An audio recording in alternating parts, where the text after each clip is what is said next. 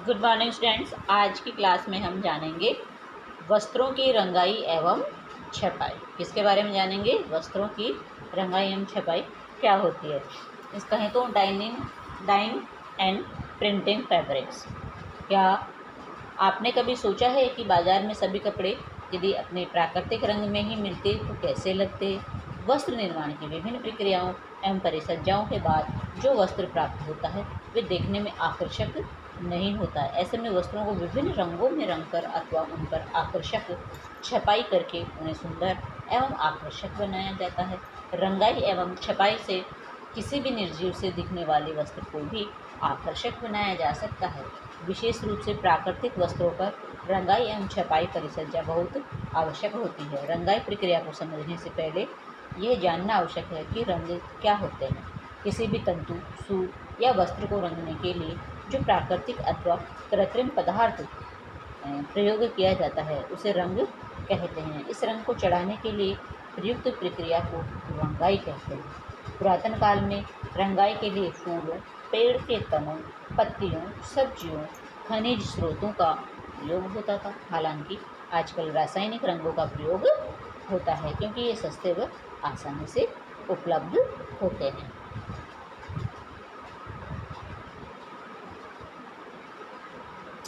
फिर है वस्त्र में उपस्थित तंतुओं के अनुसार ही रंगों का प्रयोग किया जाता है। जैसे कि सूती वस्त्रों पर प्रयोग होने वाले रंग ऊनी वस्त्रों के लिए उपयुक्त नहीं होते हैं, जबकि रेशमी वस्त्रों के लिए प्रयुक्त होने वाले रंग सूती वस्त्रों के लिए अनुपयुक्त हो सकते हैं। रंगों द्वारा वस्त्रों को आकर्षक व सुंदर बनाने के अतिरिक्त छपाई की विधि भी वस्त्रों की परिसज्जा में उपयुक्त रहती है।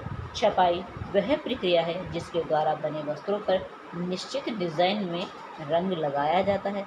छपाई प्रक्रिया में भी तंतुओं के अनुरूप रंगों का प्रयोग किया जाता है, किंतु रंग को घोल की बजाय गाढ़े पेस्ट के रूप में दिया जाता है। छपाई दो प्रकार से की जाती है: ब्लॉक छपाई, स्क्रीन छपाई व स्टेनलेस छपाई तथा मशीन द्वारा छपाई। एक तो हो गई हाथ द्वारा, दूसरी हो गई मशीन द्वारा। अब जो हाथ द्वारा होती है वो कौन कौन सी होती है? ब्लॉक प्रिंटिंग, स्क्रीन प्रिंटिंग और स्टेंसिल प्रिंटिंग। दूसरी मशीन द्वारा, जिसमें रोलर, अवरोधक और व डुप्लेक्स छपाई ये होती है मशीनों के द्वारा। आइए आगे हम समझते हैं कि किस प्रकार से हमें कौन कौन सी विधियां हैं जो छपाई के लिए अपनाई जानी चाहिए। तो इसके लिए हम चलते हैं नेक्स्ट पेज पर।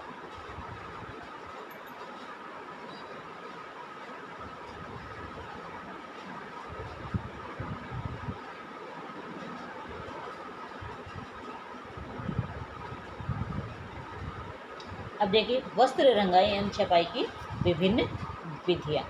फर्स्ट है साधारण रंगाई। यह वस्त्र रंगाई की सबसे साधारण विधि है। इस विधि में जिस वस्त्र को रंगना होता है उसे साफ पानी में भिगोकर निचोड़कर तैयार रंग के घोल में डुबो दिया जाता है। यानी सूखे कपड़े को नहीं डालना चाहिए। हमें जब भी हम किसी कपड़े पर कलर चढ़ाएं तो हमें उसे पहले गीला कर लेना चाहिए, गीला करके निचोड़ करके रखना चाहिए और फिर उसे उस कलर जो हमने तैयार किया है उस कलर के अंदर उसको डाल देना चाहिए। रंग पक्का व गहरा हो इसके लिए इन्हें कुछ देर तक पकाया जाता है। इस विधि से पूरे वस्त्र पर एक सा रंग चढ़ता है। आपने देखा होगा, जैसे आप लोग ज़्यादा जानते हैं, सांगानेर में यही कार्य बहुत घरों में होता है। तो रंगाई के लिए क्या करते हैं, एक बड़ा सा कंटेनर लेते हैं, उसमें पानी गर्म करते हैं, उसमें कलर डालते हैं। कलर डालने के बाद उस कपड़े को उसमें डाल देते हैं और थोड़े समय के लिए उसको थोड़ा सा पकाया जाता है। उस देर तक उसे आंच पर ही रख करके पकाया जाता है जिसमें जो कपड़े का जो कलर हम जो चढ़ा रहे हैं वो पक्का हो जाए, कच्चा ना रहे। इसके लिए हमें थोड़ी देर तक उसे गहरा व पक्का करने के लिए कुछ समय तक उसे पकाया जाता है। फिर सेकेंड है क्रॉस रंगाई। अब देखिए क्रॉस रंगाई क्या होती है। सम्मिश्रित तंतुओं से बने वस्त्र रंगने के लिए इस विधि का प्रयोग किया जाता है। ऐसे वस्त्रों को जब एक ही रंग के घोल में डुबाया जाता है तो उसमें उपस्थित विभिन्न तंतु एक ही रंग के अलग अलग शेड्स पकड़ते हैं। इससे वस्त्र में एक विशेष प्रभाव आता है। कभी कभी दोनों तंतुओं में से एक ही तंतु रंग पकड़ता है, दूसरा तंतु रंगहीन रह जाता है। फिर है बंधेज, टाई एंड डाई। कौन सा? Tie and dye. देखिए टाई एंड डाई को हम देखते हैं। बंधेज अथवा बांधने की कला अपनी सुंदर रंग योजनाओं व नमूने के कारण प्रसिद्ध है। इस विधि में एक ही तंतु से बने वस्त्र को नमूने अनुसार कसा या बांधा जाता है। रंग के गर्म घोल में डुबाया जाता है। जहाँ वस्त्र कसा होता है वहाँ रंग नहीं आता, जबकि बाकी वस्त्र पर रंग चढ़ जाता है। इस विधि से वस्त्र को कई डिज़ाइन तथा कई रंगों से में रंगा जा सकता है। अनेक रंग चढ़ाने के लिए सबसे पहले हल्का रंग किया जाता है और बाद में उस पर चढ़ने वाला गहरा रंग। बंधेज विधि में अवरोधक छपाई की प्रक्रिया की जाती है। यह विधि अधिकतर सूती, ऊनी व रेशमी तंतुओं पर की जाती है। बंधेज वाला कार्य किस किस पे किया जाता है? सूती कपड़े पे किया जाता है, ऊनी पे भी कर सकते हैं, रेशमी पर भी कर सकते हैं, यानी उन पर ये कलर चढ़ सकता है। अब जो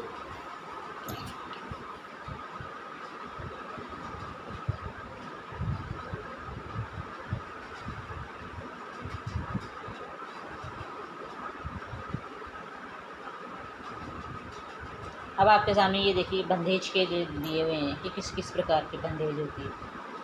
अब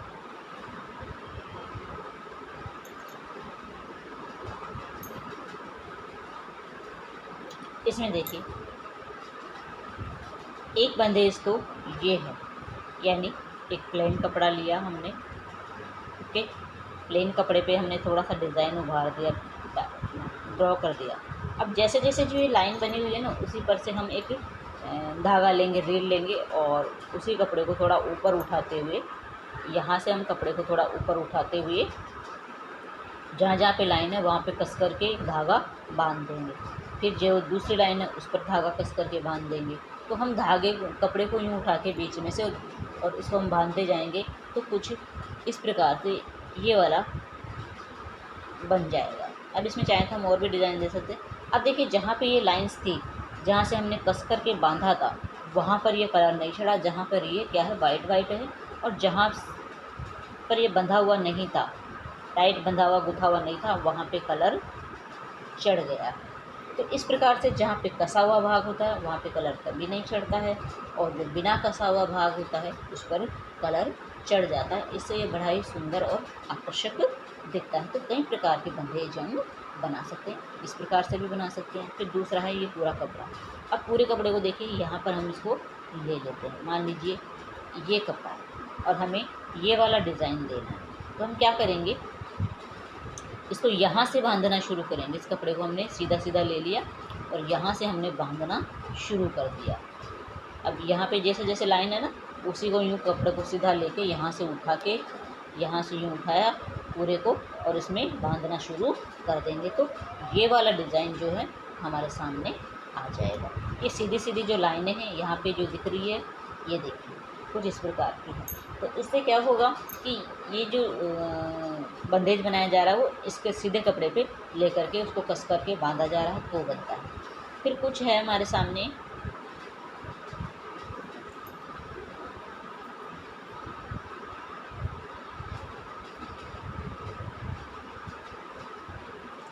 दूसरा टाइप है हमारे सामने ये वाला, ठीक है। तो ये तो एक वस्त्र सिल करके तैयार किया हुआ है, इसलिए लग रहा है हमें।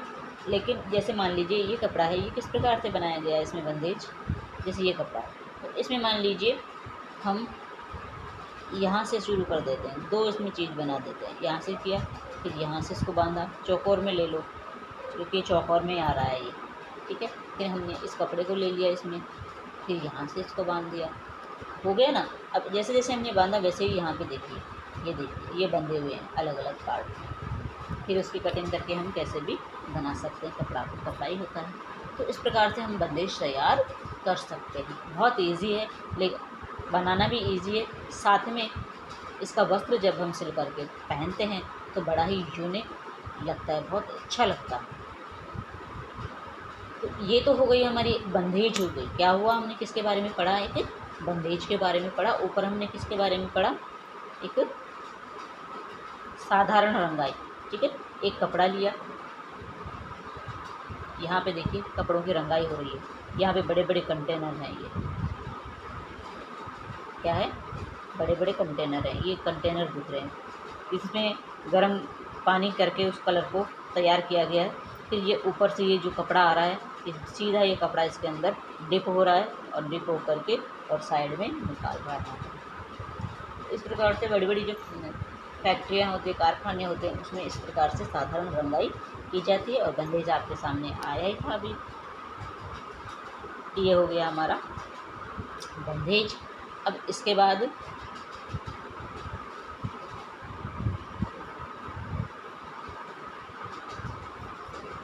बंधेज के बाद देखिए बाटिक रंगाई। इस विधि द्वारा वस्त्रों पर आकर्षक नमूने बनाए जाते हैं। इसमें डिज़ाइन अनुसार वस्त्र पर मोम लगाकर वस्त्र को वांछित रंग में रंगा जाता है। जैसे कि मान लेते हैं ये कपड़ा है,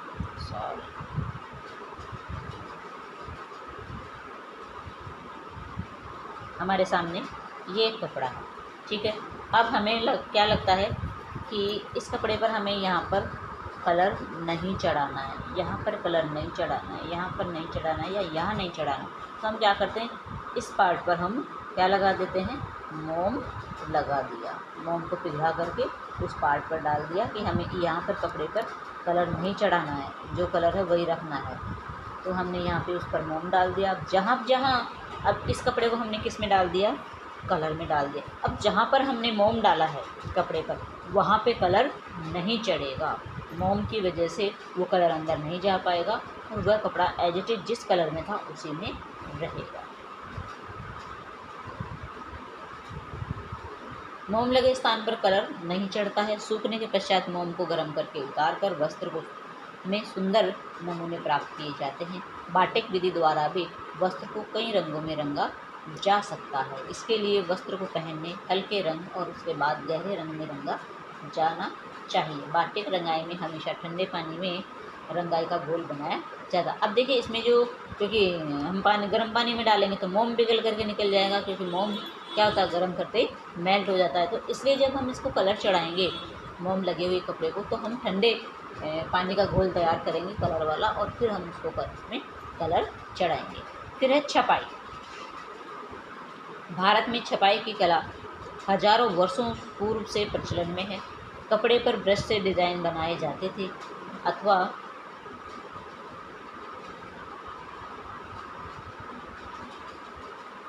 लकड़ी के ठप्पों पर डिज़ाइन काटकर उन्हें कपड़ों पर छापा जाता था। फिर सिल्क कपड़े से बनी स्क्रीन की छपाई के लिए प्रयोग किया जाने लगा। छपाई के लिए वही रंग प्रयोग में किए जाते हैं जो रंगाई के लिए प्रयोग में किए जाते हैं। हालांकि छपाई के रंग गाढ़े होते हैं, इतने पतले नहीं होते। उसमें तो एक पानी का घोल तैयार किया जाता है। लेकिन जो छपाई वाला करते हैं हम, इस कपड़े पर छपाई करते हैं, ब्लॉक प्रिंटिंग करते हैं, तो उसमें रंग थोड़ा गाढ़ा रहना पड़ता है।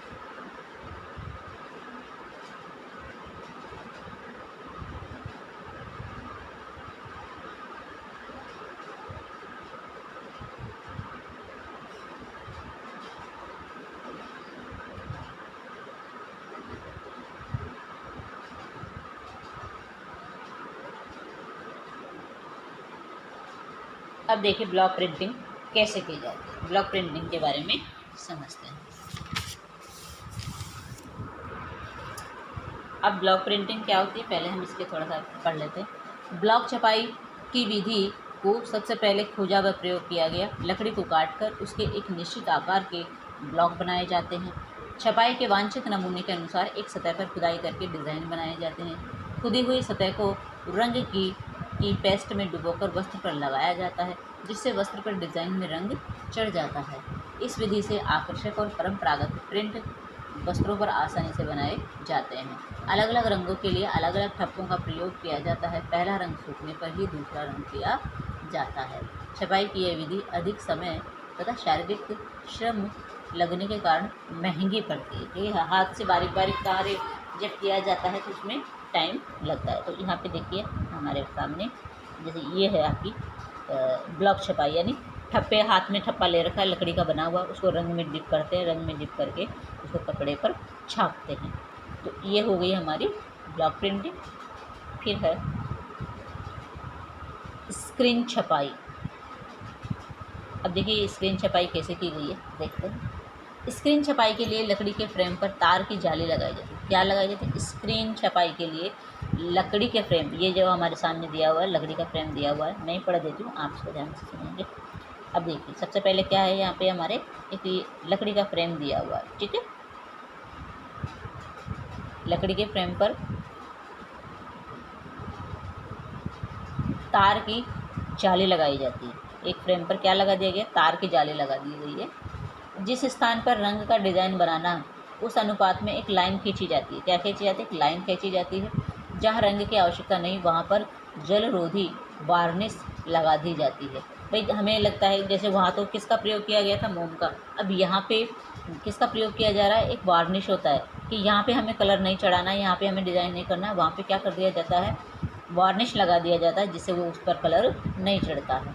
तो जिस कपड़े पर छपाई करनी होती है उसे मेज पर सीधा बिछाकर मोम जामे से ढक देते हैं। उसके बाद स्क्रीन युक्त लकड़ी के फ्रेम को कपड़े पर रखते हैं और उसकी सतह पर लकड़ी और रबड़ से बने वाइपर द्वारा गाढ़ा रंग फेरते हैं। ये देखिए इसके द्वारा, एक वाइपर के द्वारा गाढ़े रंग को फेरते हैं। तो जहाँ पे मोम लगा होता है वहाँ पे कलर नहीं चढ़ेगा, वहाँ पे जैसा है वैसा रह जाएगा और बाकी जगह पर डिज़ाइन बन जाएगा। उसके बाद फिर कहाँ थे हम? गाढ़ा रंग फेरते हैं, धीरे से दबाकर रंग को सूखने देते हैं। तत्पश्चात दूसरे डिज़ाइन व रंग की स्क्रीन इस्तेमाल की जाती है। फिर है मशीन से छपाई।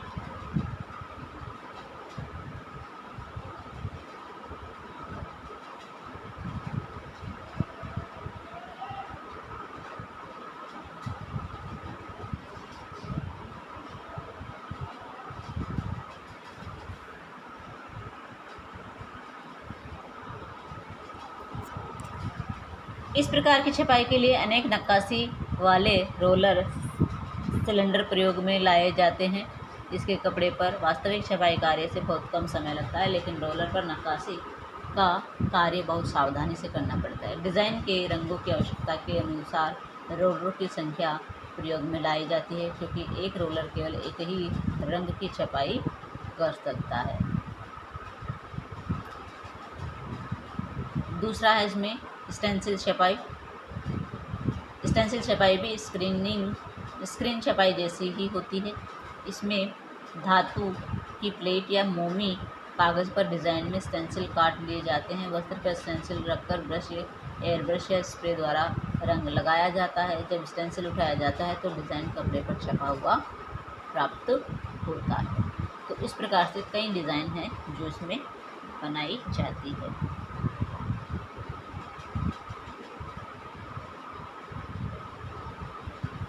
तो आज हमने मशीन से छपाई के बारे में समझा। अब देखिए मशीन से छपाई वाला ये रहा आपका।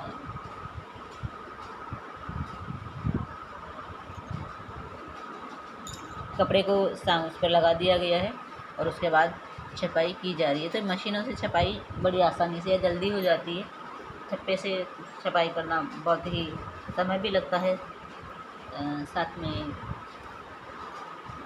कपड़ा भी जल्दी बन करके तैयार नहीं होता है। तो मशीनों से ये कार्य फटाफट स्पीड से होता है और बहुत अधिक मात्रा में हम एक अच्छा वस्त्र तैयार कर सकते हैं। इस प्रकार से मशीन से भी होते हैं, साथ में हाथ से भी ब्लॉक प्रिंटिंग हो सकती है, छपाई हो सकती है।